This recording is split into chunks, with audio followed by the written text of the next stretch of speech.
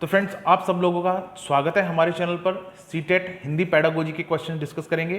CTET 2018 और CTET 2019 में paper 1 और पेपर 2 में जो क्वेश्चन पूछे गए थे, चैप्टर नंबर 1 है ये और पार्ट नंबर 3 है भाषा अधिगम एवं अर्जन। भाषा अधिगम यानी लैंग्वेज लर्निंग और अर्जन का मतलब होता है एक्वाइजिशन। ठीक है, तो इससे पहले भी 2 वीडियोज़ में अपलोड कर चुका हूँ इस चैप्टर की, उनका लिंक आपको इस वीडियो के डिस्क्रिप्शन में मिल जाएगा, नहीं तो प्लेलिस्ट जाके आप चेक कर सकते हो।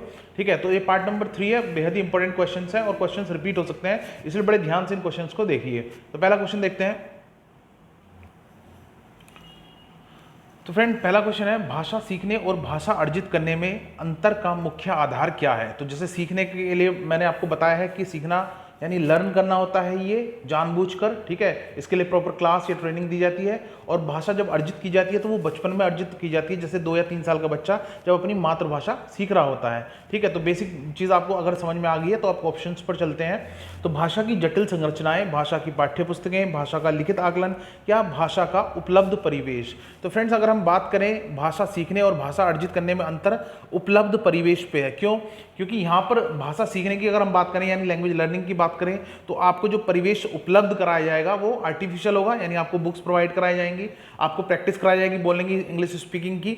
ठीक है, और भाषा अर्जित करने में ऐसा कोई परिवेश मतलब आर्टिफिशियल परिवेश नहीं होता है। स्वाभाविक रूप से जो आपके घर परिवार में भाषा बोली जाती है, आप अपने पेरेंट्स को, भाई बहनों को देख के वो भाषा सीख जाते हैं। तो परिवेश का अंतर है, वहाँ आर्टिफिशियल आपको, ठीक है, परिवेश मिलेगा और यहाँ आपको नेचुरल तरीके से आप सीखते हो। ठीक, तो ये अंतर है। ऑप्शन नंबर 4 इसका करेक्ट आंसर होगा। नेक्स्ट क्वेश्चन देखते हैं।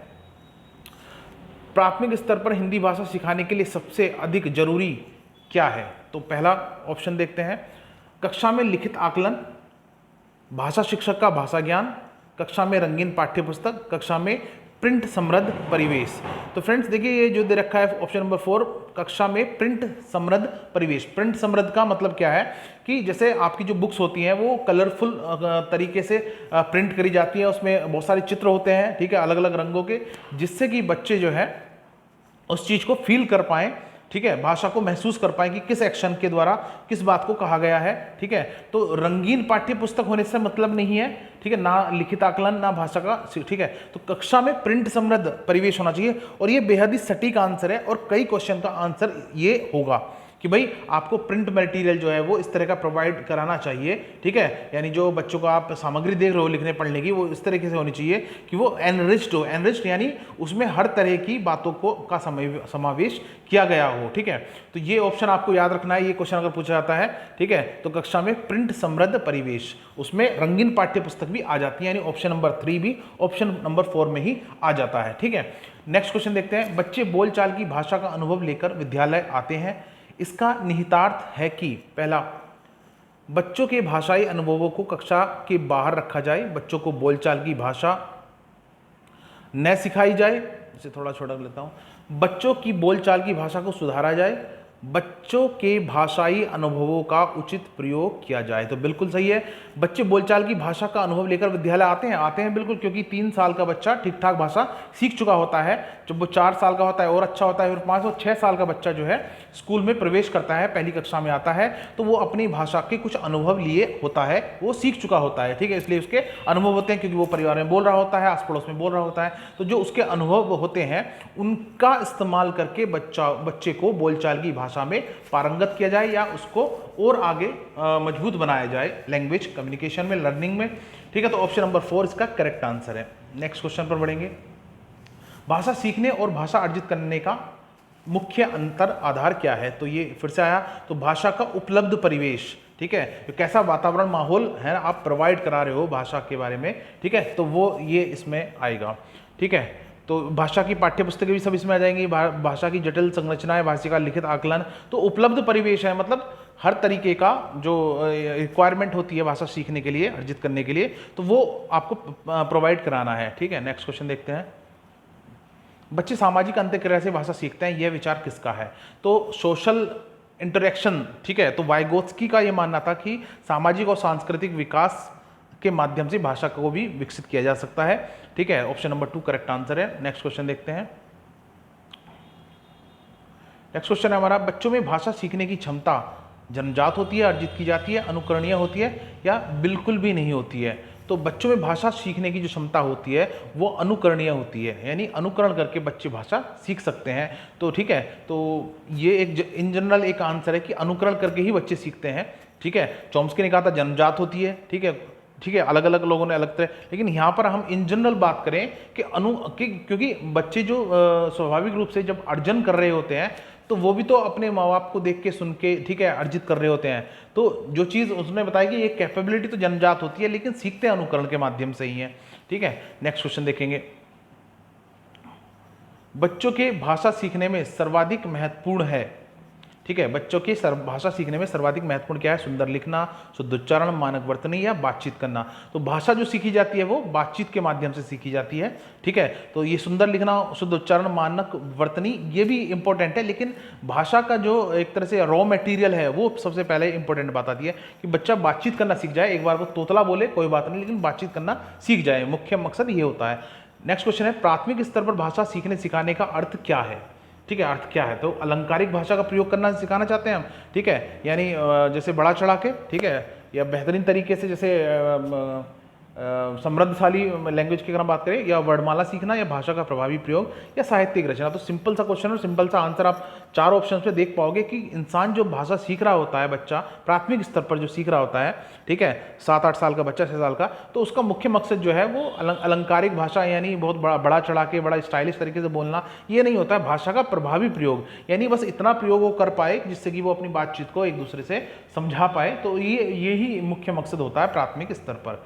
ठीक है, तो ऑप्शन नंबर 3 करेक्ट आंसर है। नेक्स्ट क्वेश्चन देखेंगे।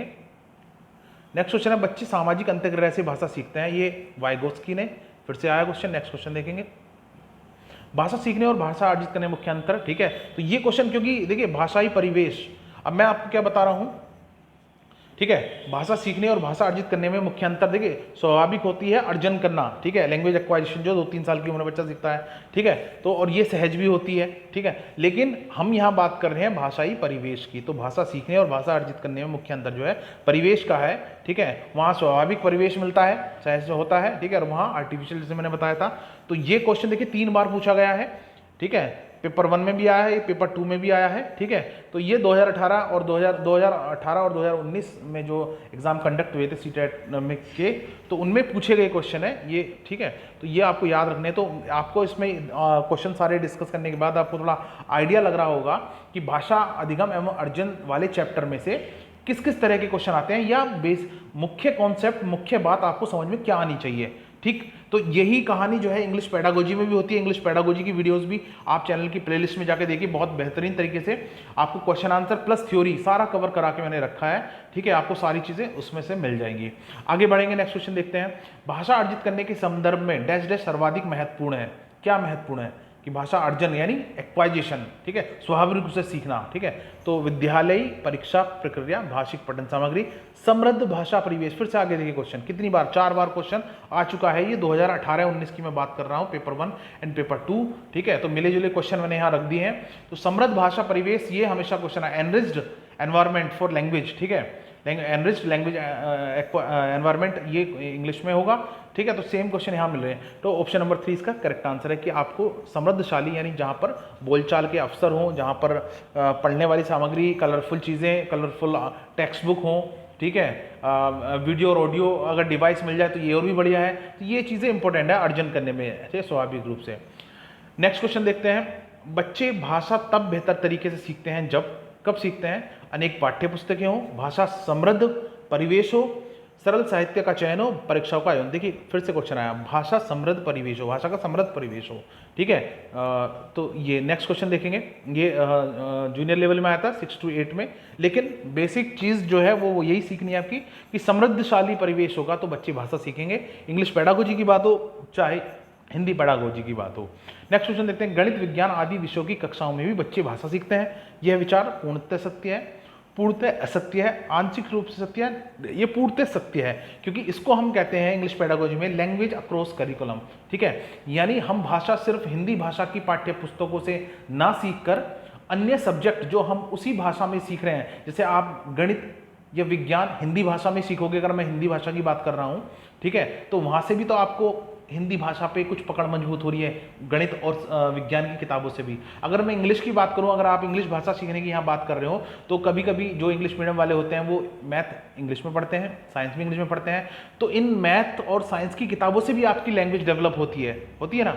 ठीक है, आपने फील करा होगा जब आपने बीएससी बीटेक या कोई कोर्स किया होगा, तो आप जो टेक्निकल लैंग्वेज है, ठीक है, वो आप सीख चुके होते हैं और ये आपके भाषा की मजबूती में भी काम आता है, कम्युनिकेशन स्किल में भी वो चीज़ें काम आती हैं। तो इसे लैंग्वेज अक्रॉस करिकुलम कहते हैं और पूर्णतः सत्य है। नेक्स्ट क्वेश्चन देखते हैं, प्राथमिक स्तर पर पढ़ना सीखने में सबसे कम महत्वपूर्ण बात क्या है?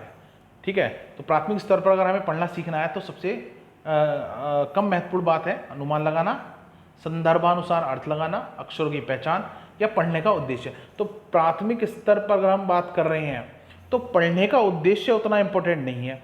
ठीक है, पढ़ना इंपॉर्टेंट है क्योंकि उद्देश्य हायर क्लासेस में तय होते हैं। यहाँ तो आप लैंग्वेज डेवलप कर रहे हो, ठीक है, आप पढ़ना सीख रहे हो, तो अनुमान तो आप लगाओगे। अगर कोई कहानी, कोई सेंटेंस आपने पढ़ा, ठीक है, तो इसका मतलब क्या है, इसमें से बहुत सारी चीज़ें को आप अनुमान लगाते हो, बहुत सारे वर्ड्स का आपको मतलब नहीं भी पता होता है, तो कॉन्टेक्स्ट यानी कॉन्टेक्स्ट में संदर्भ के सहित आप अनुमान लगा लेते हो कि इस वर्ड का मीनिंग क्या है। तो अनुमान लगाना इंपॉर्टेंट है। संदर्भानुसार अर्थ, जैसे हमने कहा कि भाई कॉन्टेक्स्ट क्या है, किस संदर्भ में बात की जा रही है, उससे आप किसी वर्ड का मीनिंग समझ पाते हो। ठीक है, तो ये भी चीज़ है, इसी के अंदर की बात आ गई। और अक्षरों की पहचान तो इंपॉर्टेंट ही है। तो सबसे कम महत्वपूर्ण वो है पढ़ने का उद्देश्य। भाषा अर्जन क्षमता किसके साथ संबंधित है?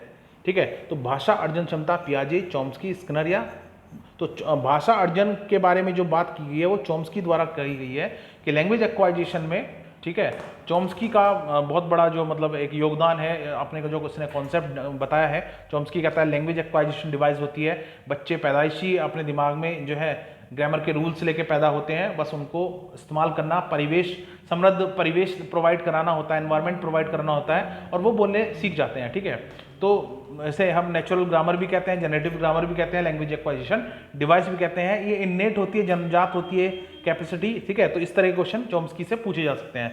तो ये था। अब देखते हैं नेक्स्ट क्वेश्चन। तो फ्रेंड्स, ये थे हमारे क्वेश्चन आज के जो 2018-19 में पूछे गए थे प्रीवियस ईयर में। क्योंकि आपने देखा होगा, अगर आपने फर्स्ट और सेकंड पार्ट इसका देखा है तो बहुत सारे क्वेश्चन हर बार रिपीट होके आ रहे हैं। तो एक मोटे तौर पर अनुमान लगा जाए तो 4 से 5 कॉन्सेप्ट पर आधारित अभी तक 10 साल में इस चैप्टर से क्वेश्चन पूछे गए हैं।